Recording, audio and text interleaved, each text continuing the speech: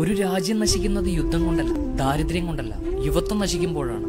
ദക്ഷിണാഫ്രിക്കയിൽ ഒരു യൂണിവേഴ്സിറ്റിയുടെ കവാടത്തിൽ ഇങ്ങനെ എഴുതി വച്ചിട്ടുണ്ട്: ഒരു രാജ്യത്തെ തകർത്തെറിയാൻ അറ്റം ബോംബുകളോ മിസൈലുകളോ ആവശ്യമില്ല, മറിച്ച് ആ രാജ്യത്തെ വിദ്യാഭ്യാസം തകർത്താൽ മതി.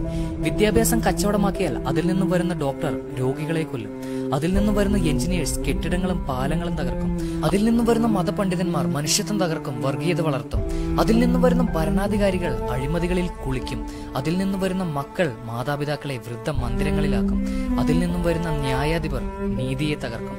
ഇതെല്ലാം നമ്മുടെ നാട്ടിലുണ്ടോ എങ്കിൽ നമ്മുടെ നാട് നശിക്കുന്നു. നമ്മെ നശിപ്പിക്കാൻ പാശ്ചാത്യ ബ്രിട്ടീഷുകാർ നൽകിയ വിദ്യാഭ്യാസ സംവിധാനം മാറണം. H2O എന്ന രാസനാമം പഠിപ്പിച്ചതുകൊണ്ട് അവൻ ഡിഗ്രിക്കാരനാവും. എന്നാൽ വെള്ളമില്ലാത്തവൻ നമുക്കിടയിലുണ്ടെങ്കിൽ കൊടുക്കണമെന്ന് പഠിപ്പിച്ചാലേ നല്ല മനുഷ്യനുണ്ടാകും. PT ക്ലാസ്, ക്രാഫ്റ്റ് ക്ലാസ് എന്നതുപോലെ കൾച്ചർ ക്ലാസ് എന്നൊരു പീരീഡ് കൂടെ സ്കൂളുകളിൽ കൊണ്ടുവരണം. എന്താണ് അമ്മ, എന്താണ് അച്ഛൻ, എന്താണ് ഈ രാജ്യത്തിന്റെ നിയമം, എന്താണ് ഒരു പൗരന്റെ അവകാശം, എന്താണ് നീതിബോധം എന്ന മനുഷ്യനുണ്ടാകേണ്ട ക്വാളിറ്റികൾ, നമ്മുടെ നാടിന്റെ സംസ്കാരം എന്നിവ പഠിപ്പിക്കണം. രാഷ്ട്രീയം എന്തുമാകട്ടെ, രാഷ്ട്രം ഒന്നേ ഉള്ളൂ.